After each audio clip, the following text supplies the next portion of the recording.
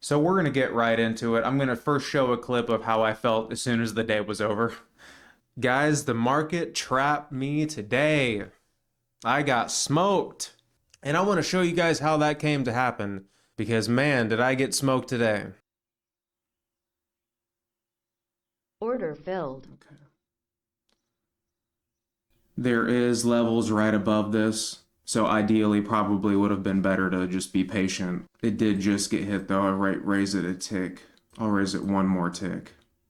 So we got risking 10 ticks just to see what it does, because if it starts slamming, I can move it down too. But we're at the top of a range. It's a good area. We're not like past the top of the range, but we're near it. Liquid grab could still kind of ruin the trade though. We're not closing on 5 minutes yet. 5 minutes is a big institutional area, time frame. Institutions like to trade 5 minutes. The computers like to look at 5 minute charts.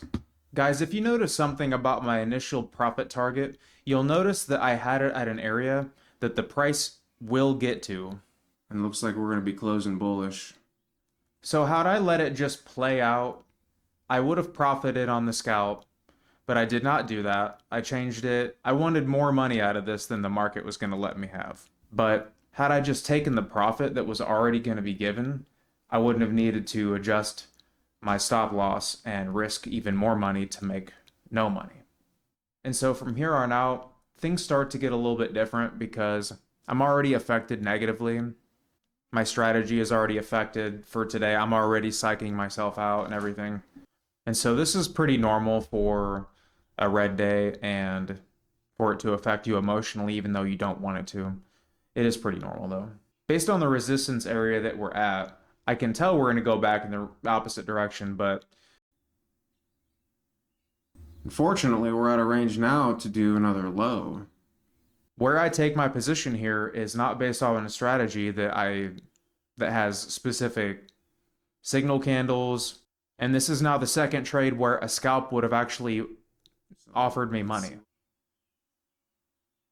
So let's see what happens, because we're getting close to setting break even.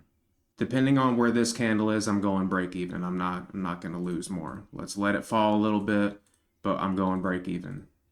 So I'm break even. I'm not going to lose any money. And now let's start managing. And I'll move my stop along with this because we might drop pretty far. And if we do, I want to take whatever I can from it. Stop filled. We got to stay away from this little zone here for the rest of the time. We need to kind of see where the market's going to develop. It just still looks bearish to me.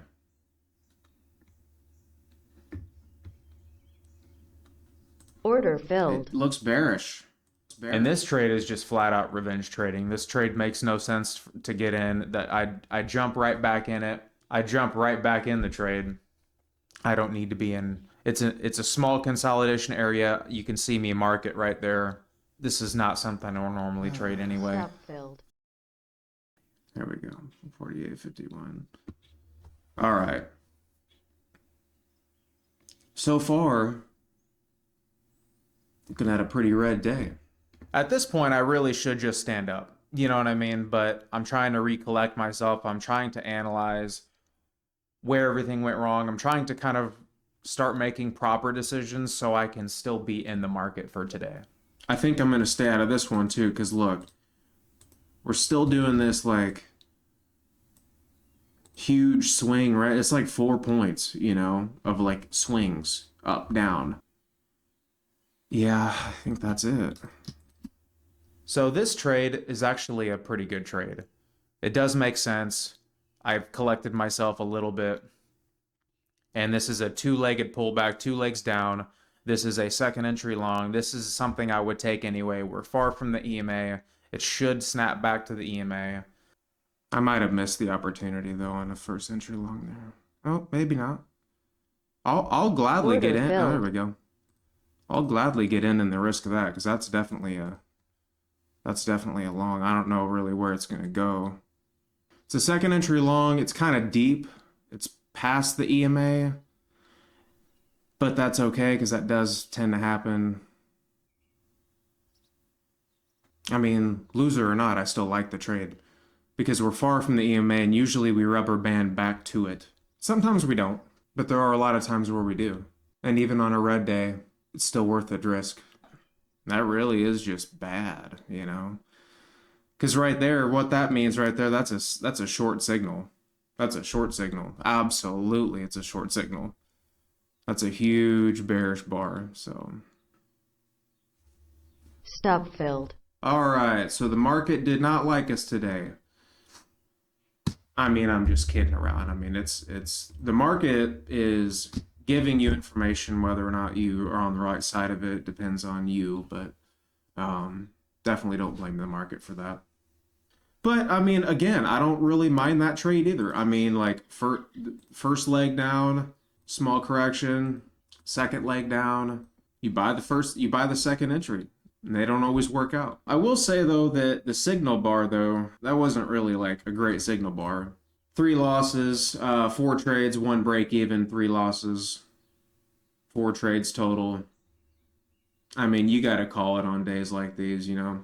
And also this is actually it's interesting because this pattern right here is actually another one that I look for right here that's setting up as we speak, which is kind of like a W pattern. And guys, that's it for today. I mean, you know, a lot of traders aren't going to want to talk about what they did wrong and how much they lost and all the mistakes that they make. It doesn't make them look very good. But in my opinion, I think that showing where you went wrong is not only going to help other people do it, but the it's going to show the clear reality of what trading is. And some days are just mismanaged days. Some days suck. You know, some days you do the wrong stuff. Some days you let emotion completely take over what you do, and unintentionally, that's what happened today. But that's fine because that's part of what it is.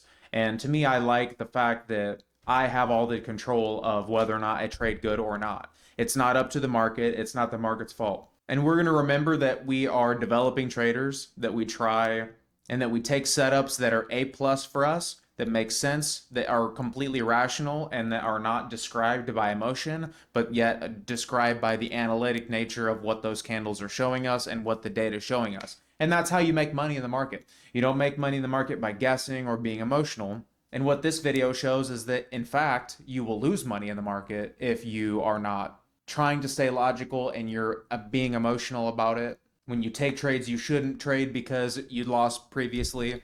So I appreciate you guys checking it out. And our next day will be a green day.